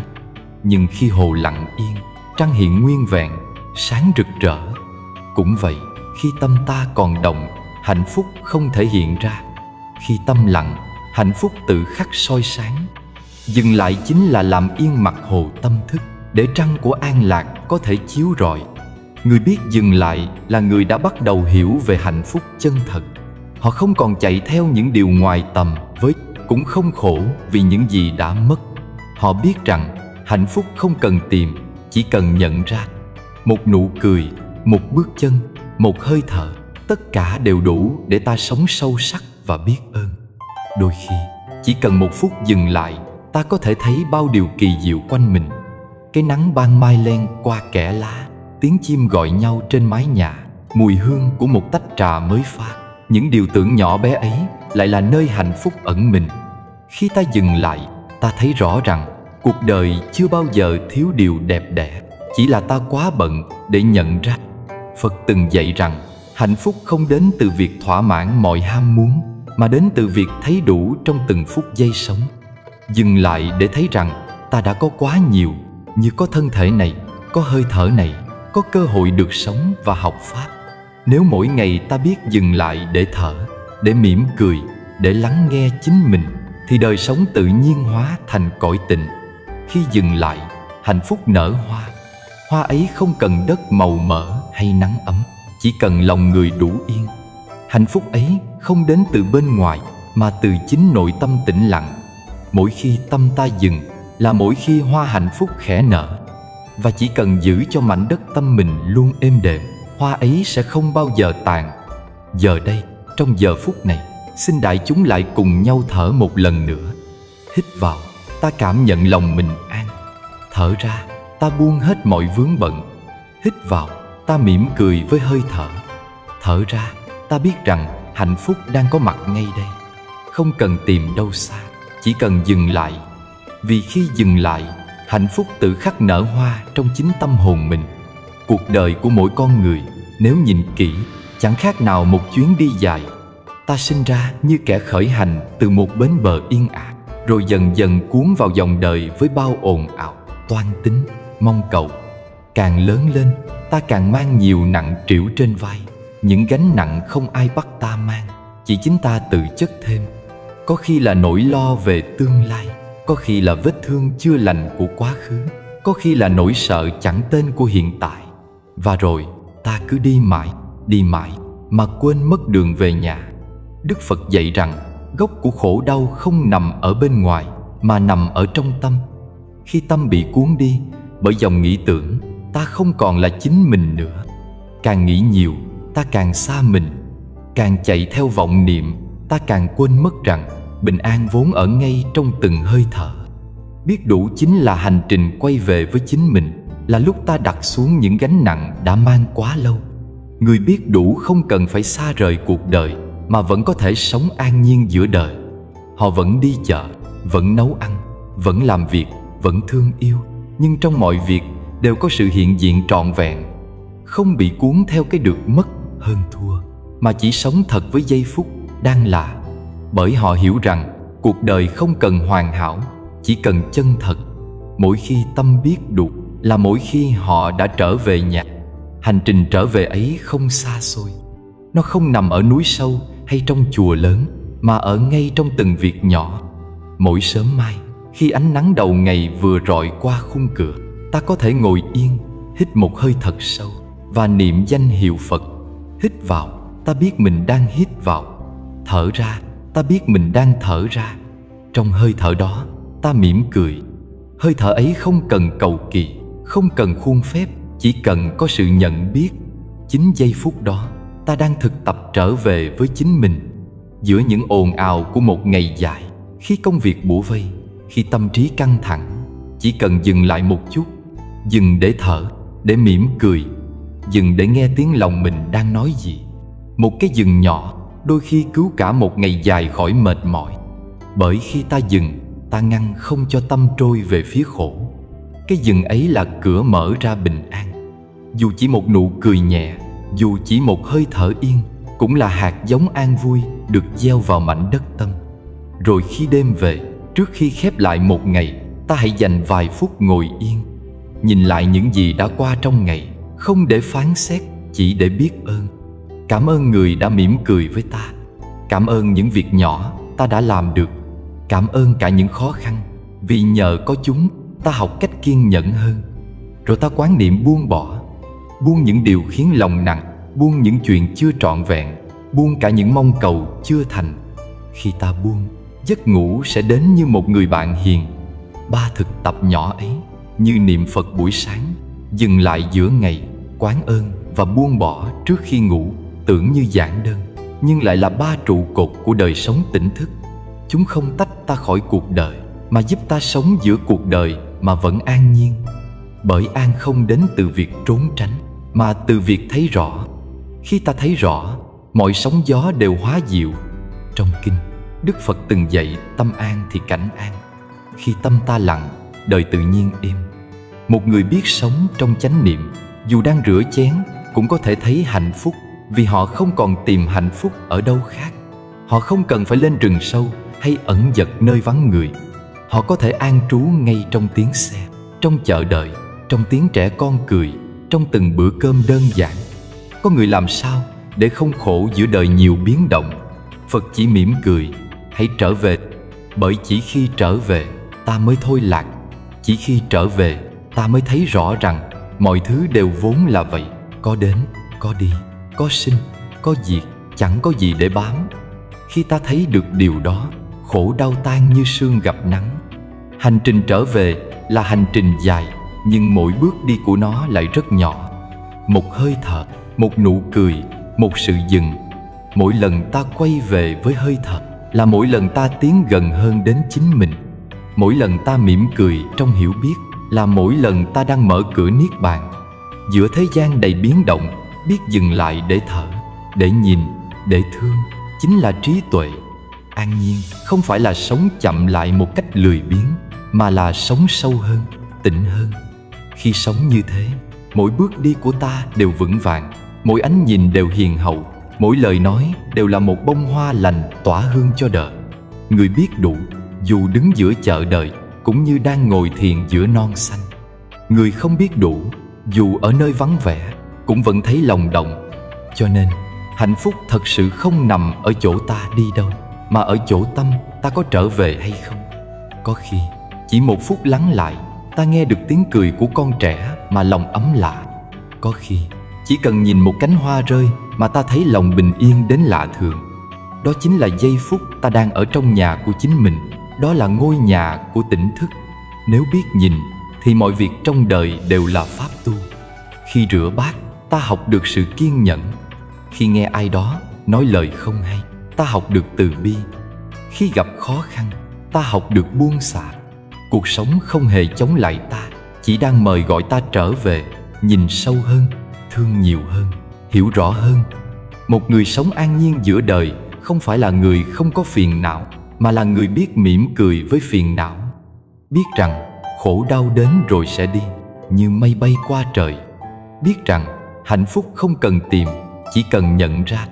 Hành trình trở về thật ra chỉ là trở về với chính hơi thở, trở về với sự biết đủ, trở về với tấm lòng an nhiên. Không cần bước xa, chỉ cần quay về trong giây phút này. Bởi giây phút này chính là cửa ngõ của hạnh phúc.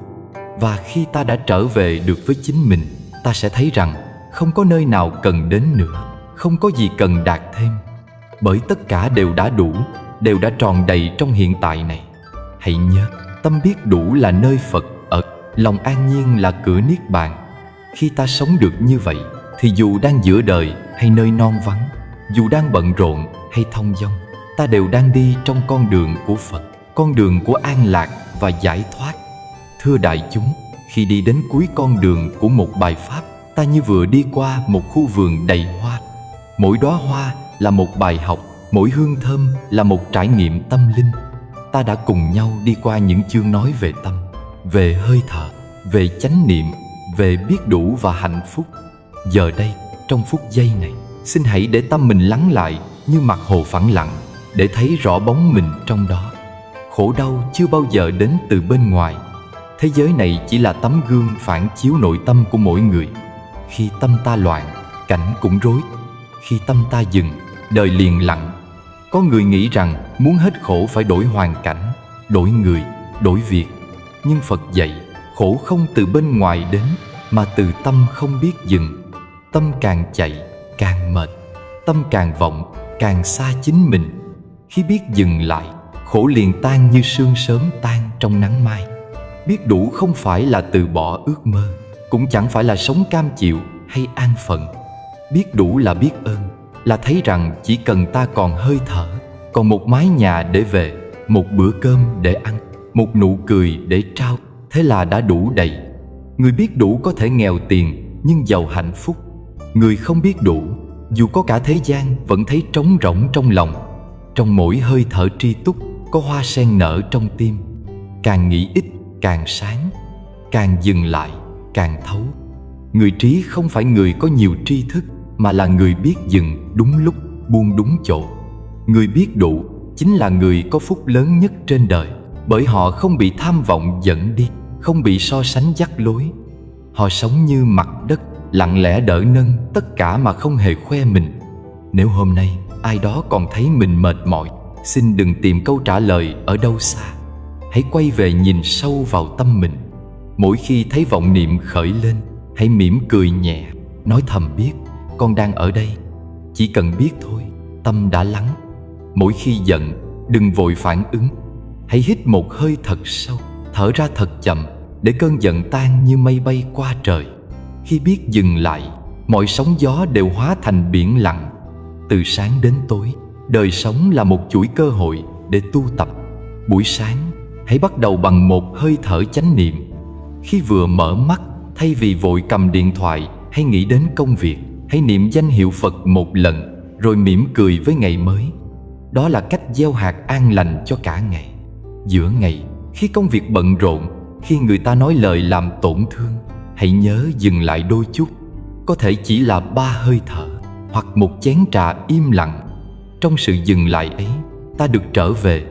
Khi uống trà mà chỉ uống trà, đi mà chỉ đi, ăn cơm mà chỉ ăn cơm, thì giây phút ấy trở nên tròn đầy, hạnh phúc như đóa hoa vừa nở. Trước khi ngủ, Thay vì cuộn mình trong lo âu hay tiếc nuối, hãy ngồi lại trong yên lặng, nhớ ơn ngày đã qua, cảm ơn những người đã đến và nhẹ nhàng buông xuống mọi chuyện. Không có gì đáng để mang theo vào giấc ngủ ngoài một tâm bình an. Hãy quán chiếu, ta không biết ngày mai sẽ ra sao, nhưng đêm nay ta bình yên, và thế là đủ. Hạnh phúc chưa bao giờ ở nơi xa, nó vẫn ở đây, trong từng hơi thở, trong từng nụ cười, trong đôi mắt biết nhìn bằng lòng biết ơn. Có những người đi tìm hạnh phúc cả đời mà không biết rằng hạnh phúc vẫn luôn ở trong chính bước chân họ. Khi ta dừng lại, hạnh phúc liền nở hoa. Như cánh sen kia, chỉ cần một giọt sương cũng đủ tỏa hương. Ta cũng chỉ cần một giây dừng để nhận ra mình vẫn đang sống. Người biết đủ là người không còn tranh giành, không còn đua chen. Họ đi giữa chợ đời mà tâm như giữa rừng thiền. Họ làm việc, yêu thương, nói năng, nhưng không bị cuốn đi. Bởi họ biết mọi thứ đều là duyên, có đến rồi sẽ đi, có hợp rồi sẽ tan. Giữ cũng không được, mà buông cũng chẳng mất. Như dòng sông, chỉ cần chảy theo tự nhiên, nước sẽ về biển lớn. Đời sống này ngắn lắm, đừng phí hoài trong oán trách. Mỗi ngày còn tỉnh dậy là thêm một ngày để thương, để hiểu, để sống sâu hơn với chính mình. Đừng nghĩ rằng tu là chuyện của chùa, của kinh sách. Tu là từng hơi thở, từng lời nói, từng việc làm. Khi biết đủ, ta đang tu. Khi dừng lại, ta đang tu. Khi mỉm cười giữa khổ đau, đó là đạo. Giờ đây, trong phút giây này, ta cùng nhau thắp lên một lời nguyện, cầu cho tất cả chúng sinh, dù ở nơi đâu, dù đang đi qua cảnh thuận hay nghịch, đều biết dừng lại, biết đủ và sống trong an vui. Cầu cho những ai đang khổ đau được tìm thấy con đường trở về với chính mình. Cầu cho những ai đang chạy theo ảo vọng được nhận ra hoa nở nơi tâm tĩnh.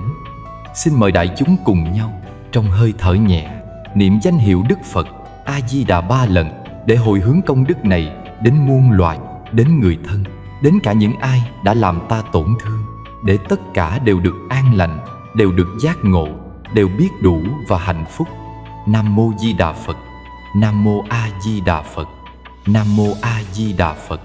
Khi 3 tiếng danh hiệu vừa tan vào không gian, cũng là lúc ta nhận ra rằng tất cả bài pháp này không ở trong lời nói, mà ở trong chính hơi thở của mình. Tâm biết đủ là nơi Phật ở, lòng an nhiên là cửa niết bàn. Và khi ấy, ta không cần đi đâu xa, vì đã trở về nhà rồi.